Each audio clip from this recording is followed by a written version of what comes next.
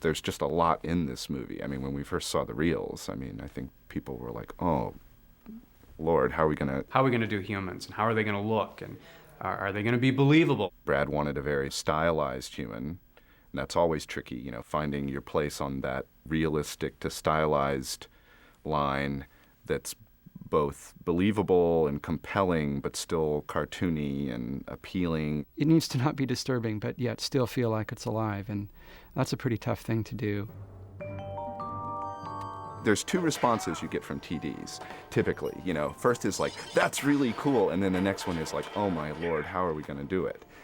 They've all got hair, they've all got clothes, you know. It's like, they've got 5 changes of clothing. We have something like 95 costume changes, and not just t-shirts, but suits and shirts and ties and belts and pants, and all of them interacting with each other. And they had to look like different kinds of material, and, you know, that was huge. We had to bring in a tailor, Maria, and have her train us on how to do flat pattern making. In my own experiences of sewing, I really didn't have to think about the extreme forms and how to cut patterns for characters with 13-centimeter waists. We measured everything you can imagine except probably the face and the fingers and the toes. We took all those measurements and then we would draft the patterns. And so after we create the mesh, it comes out all funny looking and puffed out, and we have to go through the process of running the simulator to relax it onto the body, and you just start plussing it by iterating the patterns. And once you go through that about 100 times, you usually end up something that you're happy with. This is a hobo suit, darling. You can't be seen in this. I won't allow it. And then they all have hair. Hair's hard. Computer graphics, you know, there are hard problems. Water's hard, fire's hard, hair's hard. Violet has this long, black, dark hair, which has to move when she moves and move believably. Simulation of long hair is just one of those, you know, it's one of those problems that people start to freak about when you talk about it. It just brought the production to its knees for a long time, where we kept trying and couldn't do it. And finally we had this summit where the big brain guys who run the simulator, the thing that makes the hair move, you know, finally just sat across the table and said, well, you know, John, I got to tell you, long hair is theoretical at this point. Whoa, time out, theoretical? You know, the movie comes out in less than a year. You know, what do you mean it's theoretical? Certainly there were some moments of doubt, but everybody wants to believe that they can do it. The question is, can you do it given the time that you have and the people that you have? Long hair is really hard. What really happens is you have millions of hairs that are interacting with each other, and that's what gives it its shape. Each hair likes to grab onto the neighboring hair and not move, or to carry it with, so that they all kind of move together. You can't really do that on the computer. It's simply too much. We tried a lot of things that really didn't work and just looked silly. And when we finally figured out what the problem was, it was fine.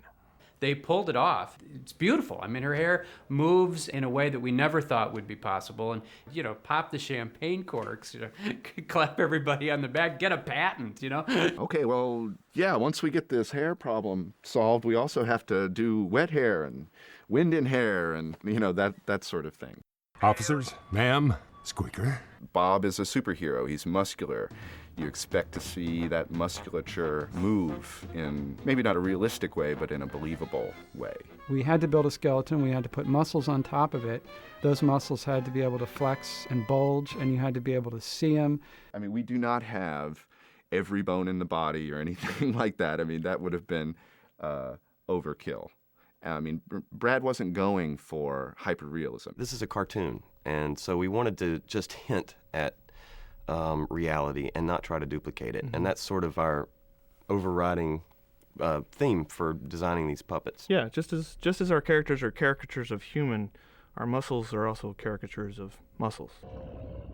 The fine-scale detail really sells it as being a human and being realistic. Facial pores, facial hair, pimples.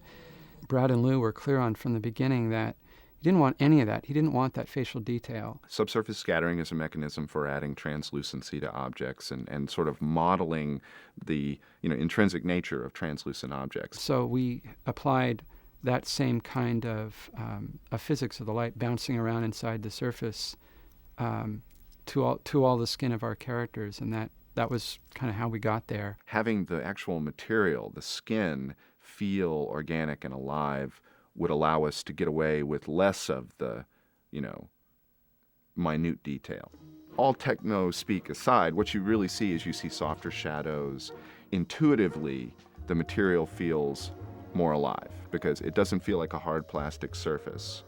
It feels like light goes into it and transmits through it. It's just there a little bit subliminally, and you may not even notice it in a still, but when the characters move in the light, it's part of what sells them as being alive.